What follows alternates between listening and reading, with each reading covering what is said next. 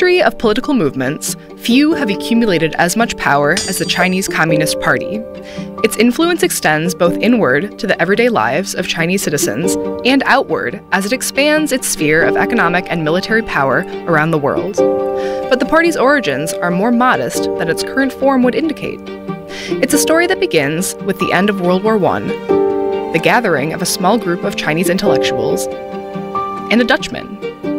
That story is the focus of a new book by Harvard Kennedy School professor Tony Sage. Professor Sage has studied the rise of China on a global scale since the 1970s, when a professor told him, no matter what happens in this place, it's going to affect all our lives. To help us understand why, Professor Sage's latest book brings us back a century to the founding of the Chinese Communist Party. On this episode of Behind the Book, we speak with Tony Sage, Director of the Ash Center for Democracy and Government Innovation and Daewoo Professor of International Affairs, about his book, Finding Allies and Making Revolution, The Early Years of the Chinese Communist Party. Let's do a little scene setting. In 1911, the Xinhai Revolution ended 2,000 years of imperial rule in China. In its place, the Republic of China was established. However, the Republic was relatively weak, as much of the country was under the control of warlords from 1915 to 1928. The political situation was fluid, and a burgeoning Chinese nationalist movement was dissatisfied with the government, particularly after it failed to gain concessions from the Allied powers at the end of the First World War. This led to a series of anti-imperialist uprisings, known as the May 4th movement. It was out of this movement that a group of Chinese revolutionaries, including a teacher named Mao Zedong, began to think about the possibilities of China's political future. Unlike when orthodoxies begin to set in on all different sides, it's a time of amazing excitement. You know, the imperial system has just collapsed. What do we want China to be? An attempt at sort of constitutionalism has failed. It's disintegrated into basically who's the strongest, that person can rule. So warlord factions, but a lot of intellectual energy and a lot of people trying to discover what is the right way to take China forward. On the other side of the continent, the Russian Civil War was raging, and out of this conflict emerged the Russian Revolution and the Soviet Union. Around the same time in Moscow, the Communist International, or the Comintern, was established to convene and coordinate communist parties in other countries.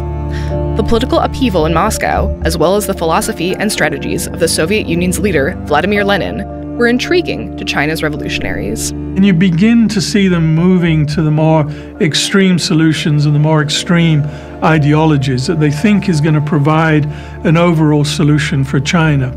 And then, of course, they look at Soviet Russia and say, hey, it's successful.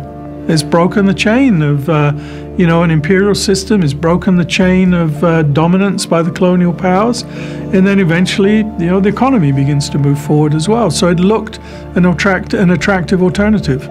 The interest was mutual. Lenin hoped that the establishment of the Soviet Union would spark a global working-class movement worldwide, including in China. Spreading communism to China became one of Lenin's priorities. They identified China as a revolutionary base for the whole of East Asia.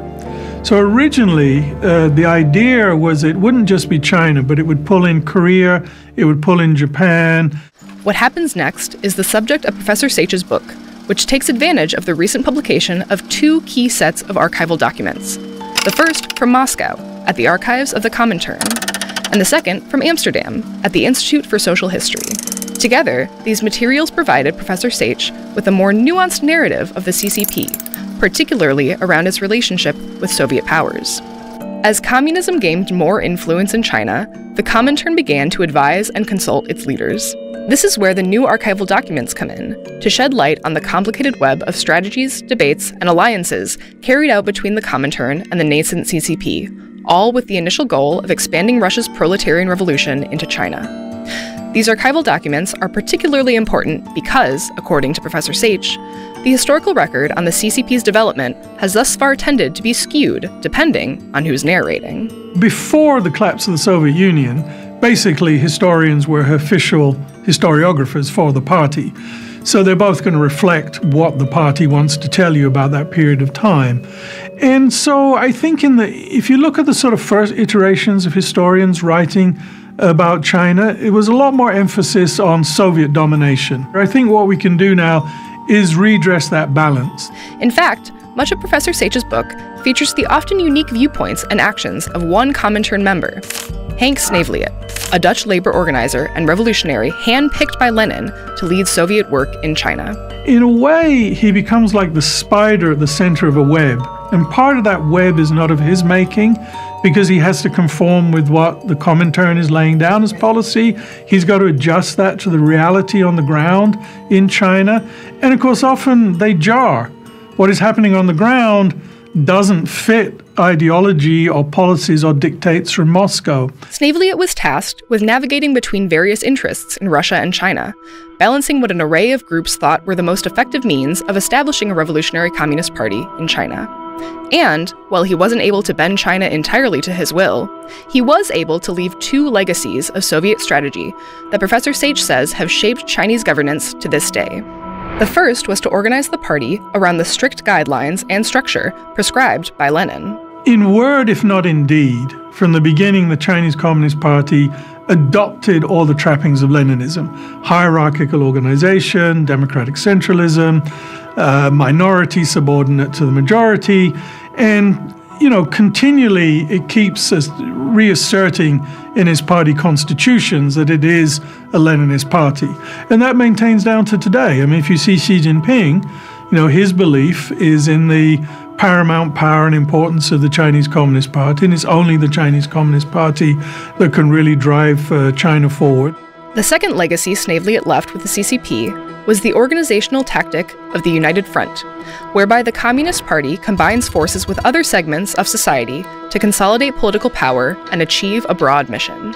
The second the United Front has come and gone, depending on how accommodating the Communist Party has felt or how much it has needed others to help it meet its objectives. At times when the Chinese Communist Party wants to emphasize the economy and development, it builds united fronts, and it builds connections with intellectuals, with economists, with technicians that can help it develop its policies.